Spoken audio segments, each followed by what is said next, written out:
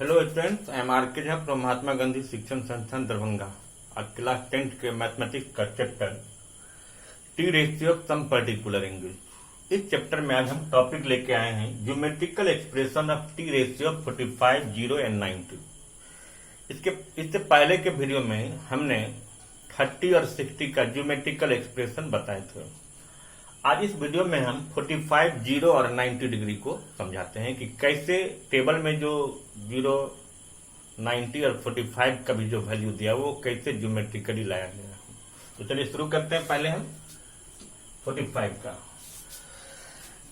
आपको इससे पहले क्या बताया था कि 30 और 60 का जब भी बनाना हो तो इक्विलेटरल ट्रायंगल कंसीडर करते हैं। सबसे पहले याद रखना है कि जब 45 का बनाना हो तो एक राइट आइसोसेलेस ट्रायंगल कंसीडर करना है। राइट आइसोसेलेस का मतलब एक एंगल राइट होगा, दो साइड बराबर होगा।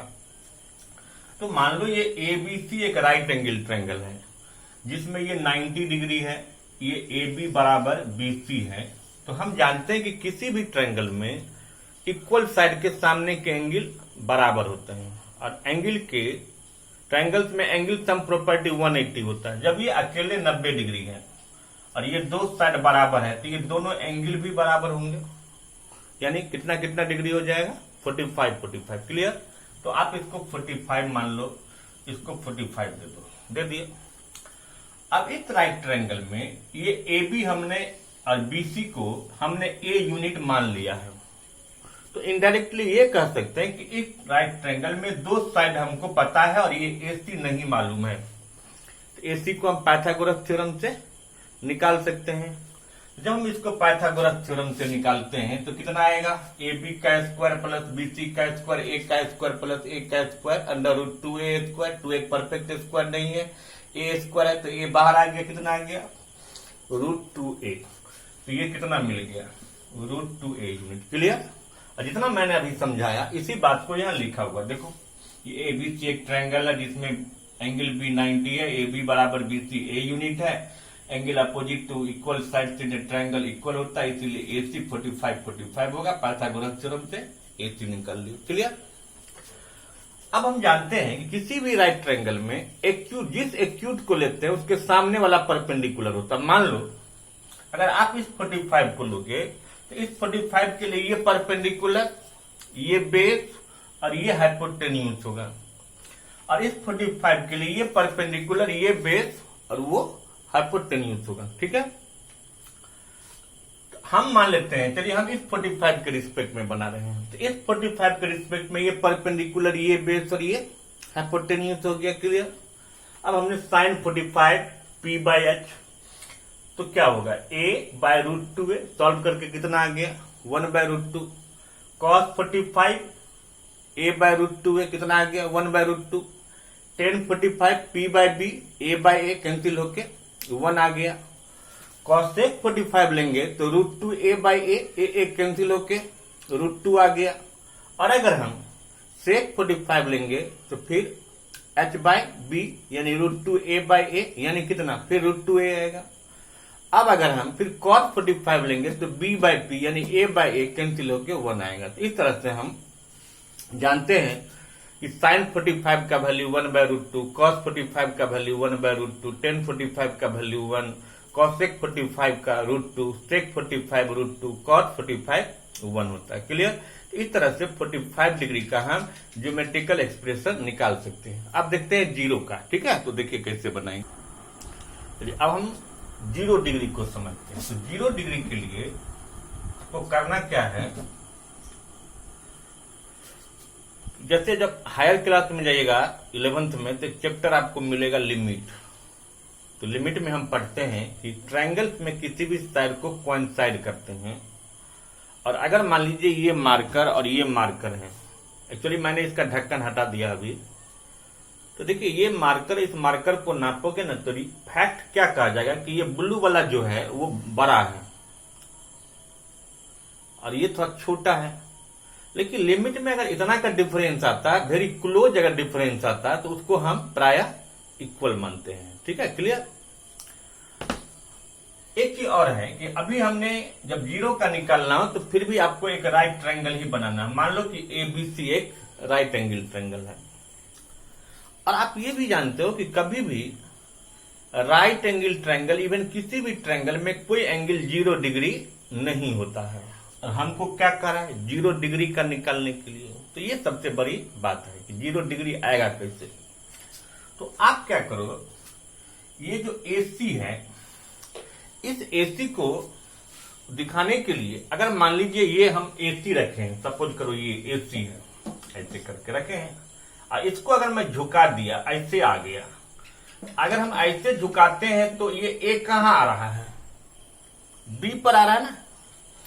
तो अब आप क्या करो, इस AC को रोटेट करो, ऐसे इस AC को घुमाएंगे, घुमाने से ये जो थीटा है वो क्या होगा, घटेगा। तो जब घटेगा तो ये A आएगा इस पॉइंट में, A ऐसे घूमते घूमते कहां पहुंच गया, इसके पास। यानी अब हम ये कह सकते हैं कि A जो है वो B के वेरी क्लोज आ गया। तो जब ये A B के वेरी क्लोज आ गया, तो वेरी क्लोज आने के चलते जितना BC होगा उतना ही प्रायः AC मान लेंगे। तो अब लिखेंगे कि नाउ, ऐसे लिखना है कि the side AC is rotated anti-clockwise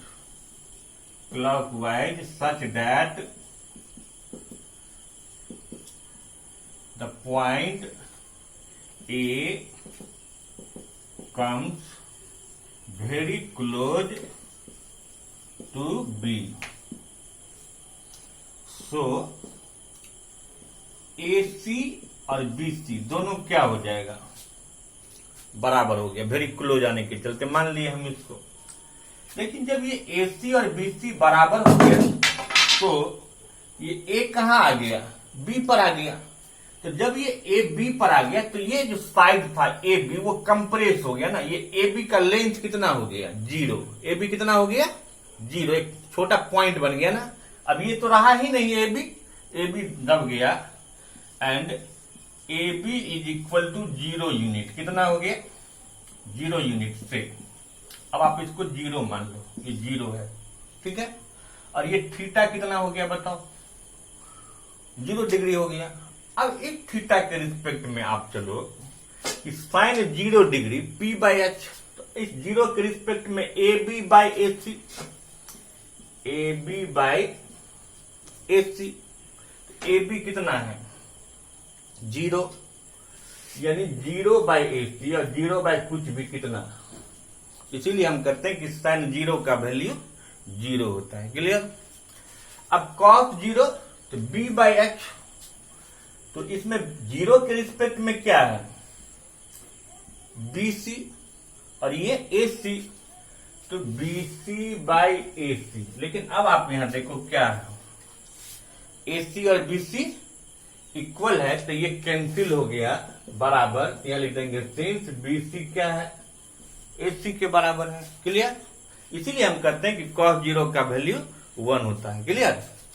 अब tan 0 डिग्री तो P बाई B, तो AB कितना है 0, 0 by BC, 0 by BC that is equal to 0, clear. अब cosec 0 करना है, तो अब तब का वैल्यू आपके पास है। अब आप लिखोगे इसमें क्या, AC बाई 0, और जब 0 किसी का डिवाइजर होगा तो नॉट डिफाइन होता ना, इसीलिए हम कहते हैं कि cosec 0 क्या नॉट डिफाइन है, clear. sec 0 h by B, तो फिर क्या होगा AC बाई BC, ये भी कैंसिल होके 1 आएगा क्योंकि AC के बराबर BC है। cos 0 degree P by B, यानी AB by cot 0 B by P, ये B बाई P है, तो B है इसमें BC बाई 0, तो ये भी क्या हो गया नॉट डिफाइन। इसीलिए साइन 0 का वैल्यू 0 होता है, cos 0 का वैल्यू 1 होता है, tan 0 का वैल्यू 0 होता है, cosec 0 का नॉट डिफाइन होता है, sec 0 का 1 होता है, cos 0 का भी नॉट डिफाइन होता है, क्लियर। अब बच गया 90। तो चलिए अब 90 का बताते हूँ। चलिए अब हम 90 डिग्री को देखते हैं। तो अभी हम 0 में क्या देखे थे कि इस साइड AC को हम एंटी क्लॉकवाइज रोटेट किए थे। तो एंटी क्लॉकवाइज रोटेशन से ये A आ गया था कहाँ, वेरी क्लोज टू B। अब आप इस AC को पहले ऐसे घुमाए थे, अब AC को ऐसे नहीं घुमा के ऐसे घुमाओ, क्लॉकवाइज घुमाओ। तो जब ये क्लॉकवाइज घुमाएंगे तो C कहां आ जाएगा, B के वेरी क्लोज, लेकिन ये BC कंप्रेस हो जाएगा, यानी BC का कोई लेंथ नहीं रह जाएगा ना। जब ये इस तरह अभी ऐसे C है, इसको मैं यहां ले आया तो C यहां आ गया, तो ये पॉइंट C जो है ऐसे इसको आप AC मान लो, तो C B के वेरी क्लोज आ गया और ये यहां आ गया, इसलिए BC का कोई लेंथ नहीं रहा, इसीलिए हमने BC 0 यूनिट। इसलिए लिखेंगे कि मान लो कि ABC एक ट्रायंगल है जिसमें B 90 डिग्री था, अब AC को हम क्लॉकवाइज रोटेट करते हैं तो C जो है वो B के वेरी क्लोज आ जाता है। तो जब C जब B के वेरी क्लोज आ गया तो इस बार AB और AC क्या बराबर हो जाएगा, ठीक है। और ये देखिए ये कितना है, लेस देन 90, क्योंकि एक राइट एंगल ट्रायंगल में एक ही राइट होता, बाकी दोनों एक्यूट होता है। लेकिन जब आप इसको ऐसे रोटेट कर रहे हो तो ये सीधा होता जा रहा है, ध्यान दो।